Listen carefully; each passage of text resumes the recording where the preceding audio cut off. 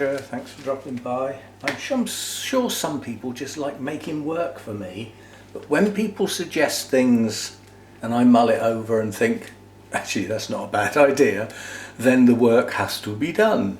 When I potted these two, these are the same Phalaenopsis, they arrived in the same pot, and to save space on the dining room and effort, watering, all that sort of stuff, I decided to put them back in a single pot.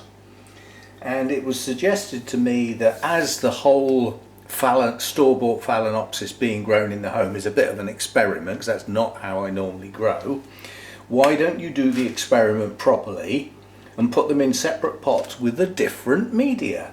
Well, as I said, sometimes people have good ideas. Right, so first job, get them out of the pot. I've only just put these in here. They haven't even settled in yet. But nonetheless, we will hoik that one out separately. So that one's going to go over there for now. So it can go in the sink for now. And then this has got to go back in the pot, which means you need to make sure that we've only got the big stuff in the bottom. That's how it was before. So I don't want to do this one any differently. I just want to put it back how it was. So I've got too much of that in there now, otherwise it won't go in. So we'll drop that back in there. All of it. Like that. That is a broken root. I just will take that off. Right. And then we will get big bark in the holes. Top it up as best I can.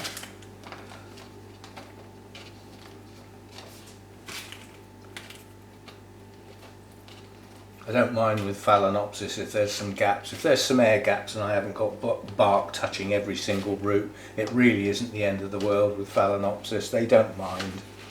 In fact, I think some of my plants, I'm absolutely certain that the roots have headed for the gap rather than go for the, you know, packed media.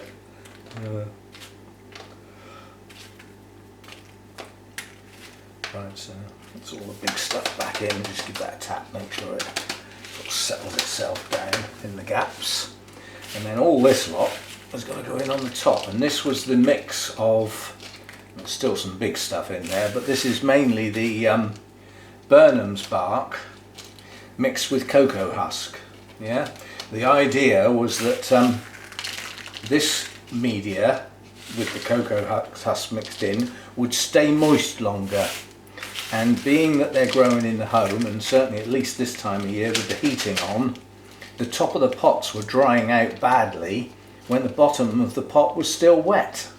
So what do? Do you water it? Do you leave it? You end up watering it, which makes the bottom of the pot even more wet, which is not doing the plants any good.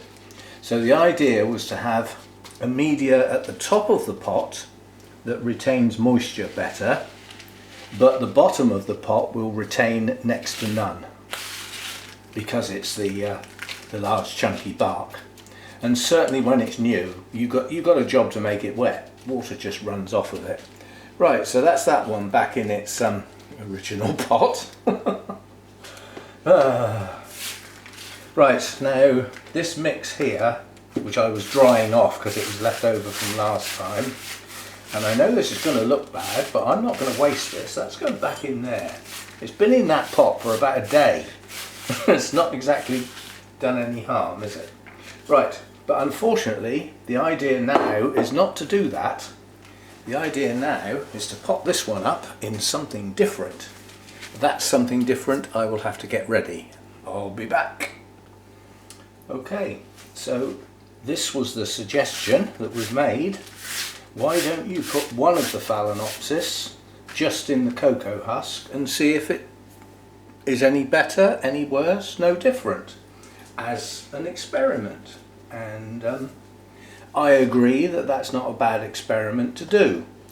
The main reason for using the media I did for the others was that the bottom of the pot was drying out too quickly. The top of the pot was drying out too quickly and the bottom wasn't. Well, one of the ways to stop things drying out is to use the cocoa husk, because that holds its moisture quite a lot longer.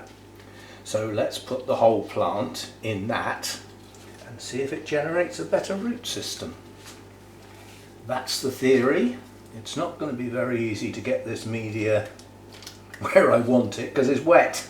I usually pot with dry media to stop it sticking to things, so that I can get it to just sort of fall in where I want it. But the cocoa husk, if you use it dry and actually use it like that in the pot, it can be very difficult to wet, because you know, you pour water through and it literally goes straight through the pot and out the bottom, and the poor old cocoa husk doesn't get much chance to grab hold of any.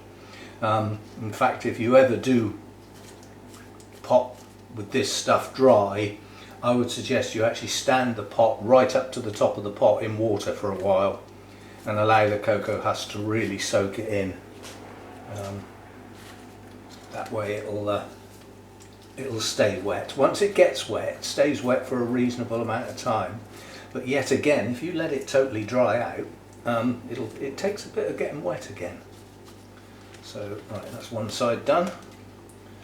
Push that over there, and we start filling up this side. So because I haven't got a huge number of roots here, and they are quite large and fleshy. So with care, I can actually press this media in quite firmly. I still want to leave some air. I don't want the air totally blocked off, but I can actually make sure that this is in reasonably well. The idea being that the roots are in contact with it. So this time I don't want any big air gaps, as the idea is to see if the roots respond to having something damp next to them most of the time. I don't leave it like that all the time, because Phalaenopsis are not normally that happy if they stay wet. They do need to dry out, or totally, or nearly dry out completely, if not totally. Right, so we're nearly there. That was a good guess, wasn't it? There's not that much left over.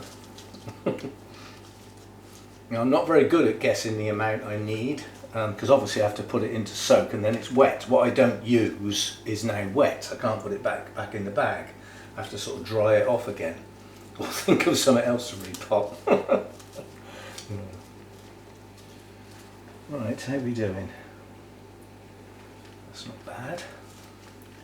I can see a gap. Let's see if I can get some. That's got it. And I've just got a tiny little bit left to fill up that little bit there. Right, there we go. So that's that one done. So that one's in. There is some chunky bark in the very bottom of the pot, but basically that is now in cocoa husk. And we'll see if it generates a better root system or generates a root system quicker.